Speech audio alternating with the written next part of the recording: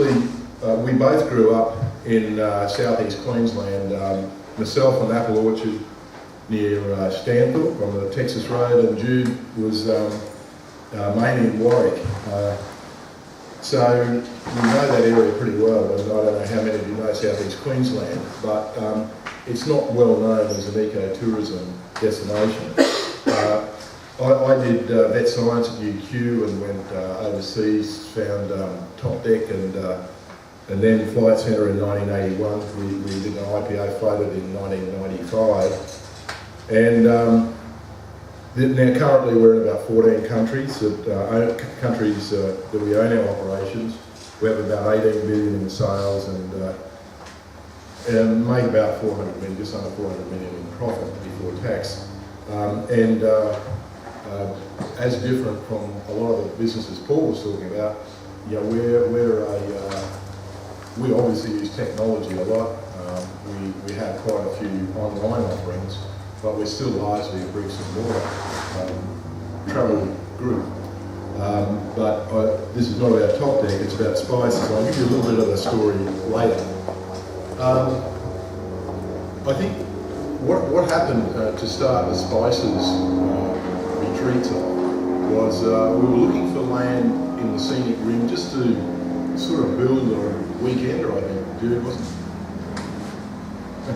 Anyway, we looked at quite a few places, and those of you who know southeast Queensland, there's what they call the scenic rim, and it runs basically from Tweed Heads area, Point Danger and that, probably about nearly 350 kilometres, Tony, around to well, either Lady, One Spur, or areas like Toowoomba. It's part of the Great Dividing Range, of course, but it's a very distinctive area, largely undeveloped through most of it, luckily. I was away in New Zealand, and Jude bought a place eventually. I think we had 1,500 acres, which was just near Spices Peak, right next to Main Range National Park. We later extended that. We bought the property next door, and also Hinbar, which is at Grantchester, which has been an hour west of Brisbane, and they have about 8,000 acres and 12,000 acres respectively. Also in the Mountain State National Park area, which is quite close by, I think we have about another 1,500 acres. And it was, should we go on another slide, don't you think? Yeah, so this got us involved a bit in not only farming, because these were cattle properties, but working out how cattle could work in with ecotourism, if you like. Well, a lot of this country, as you can imagine, is fairly mountainous. They nearly all border onto national parks, and so consequently, there are some creek flats, black soil flats, which are quite good for grazing and cropping, but most of the country, it's more about weed management and managing the ecosystem. One of the things that also motivate us is that we are quite concerned about some of the problems that civilization causes. And in Australia, it's absolutely classic. You know, we have a huge population growth in Australia. It's I think about 400,000 people a year extra. So a city the size of Canberra is coming in every year. And of course, where do most of those people go? Most of those people go into our urbanisation. In southeast Queensland, it's a classic case where there's just this huge spread of urbanisation that's destroying a lot of our wildlife, a lot of our native forests around cities. So people don't have any opportunity now, close to cities, generally, to see native animals and native flora and fauna, and the habitats that go with them. And this was, and you may well know that Australia has the worst rate of mammalian extinctions over the last 200 years. About 40% of the world's mammal extinctions have occurred in Australia over the last couple hundred years.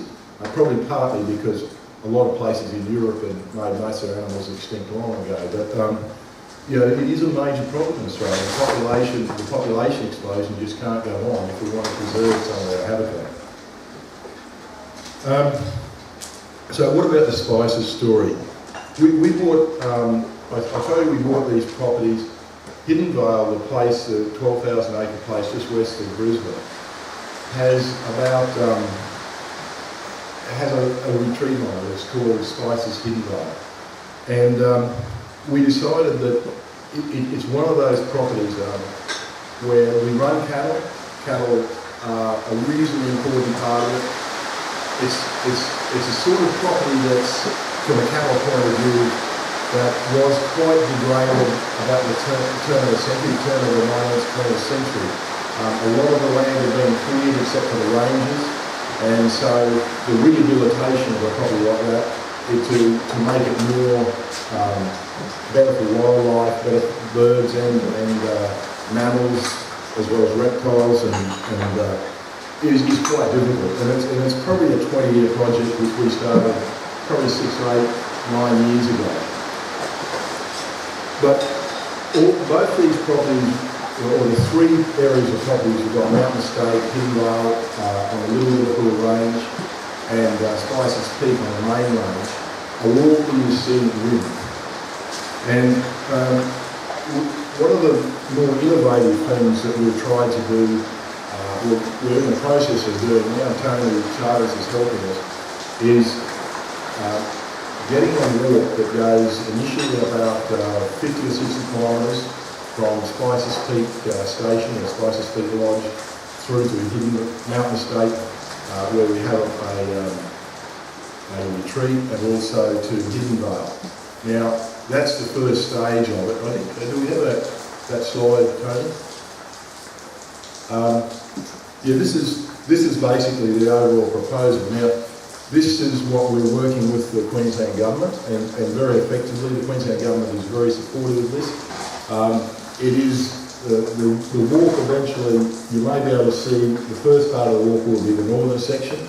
That's as I said, about 50k of walking track to be built with about, I think 3 intermediate lodges or eco camps.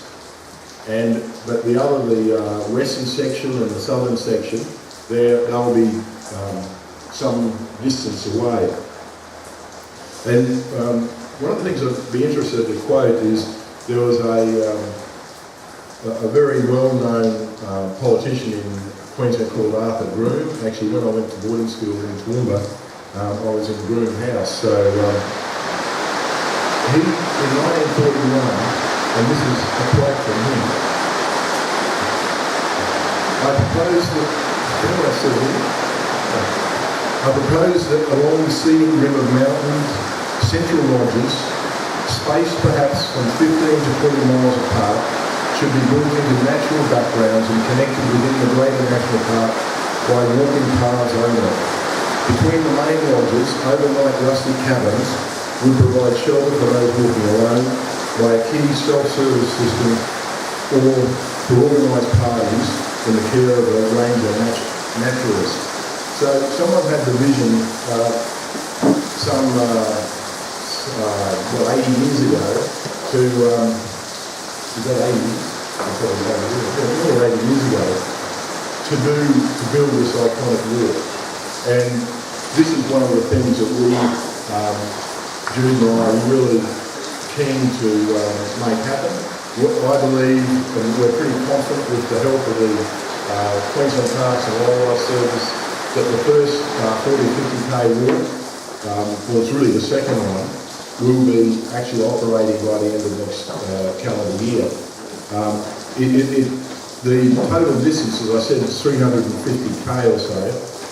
Just building the tracks will probably cost about 10 million, and the accommodation probably something in excess of $100 million.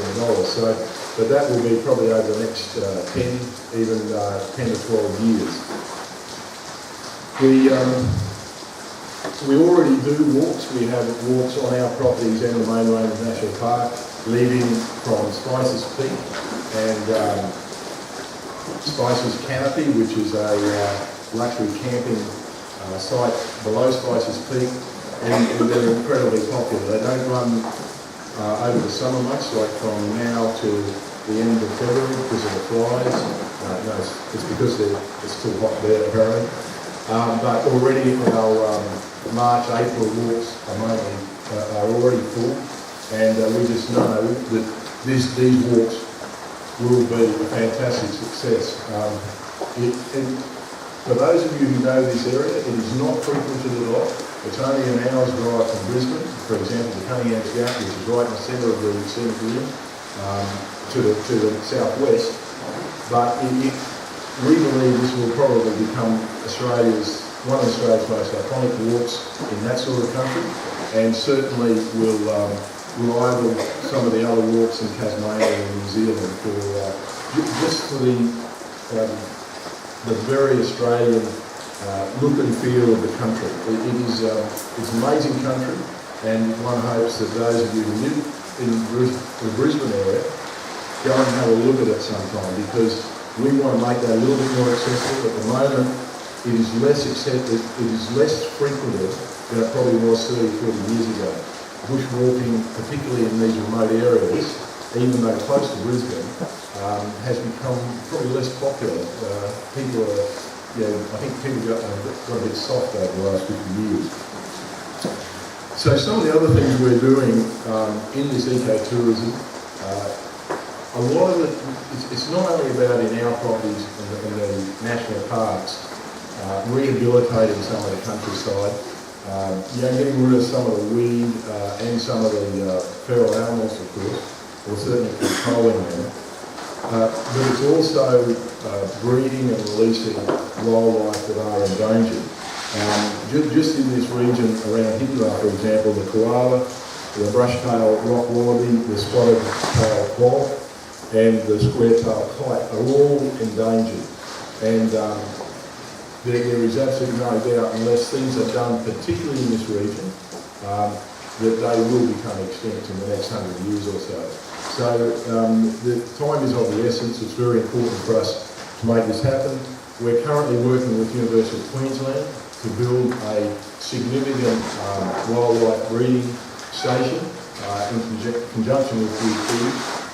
We're quite close, only about 20 minutes away from the Gatton campus. And that will happen over the next, probably will be finished probably in the next 18 months. So, actually I think we've got a little movie too I'd like to show you, just to give you a little bit of the feeling about the countryside that I'm talking about around the Cunningham's Gap area.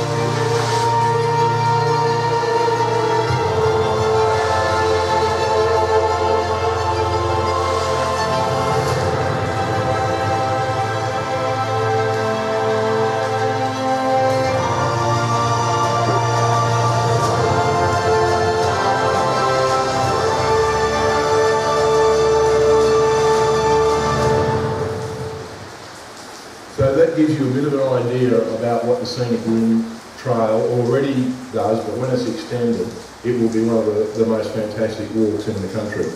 So just in conclusion, I believe urbanisation is really playing havoc in Australia, particularly around our cities with wildlife, and I think ecotourism projects such as this are going to be absolutely essential. It's going to be essential that the private sector funds it. Governments just don't have the money to do all of this stuff. And in the end, the investment will give us a huge return, I believe, because Australia, particularly southeast Queensland, needs to be known for iconic walks and activities and experiences, so that we do attract not just local tourists, but a lot of people from overseas. Thank you very much.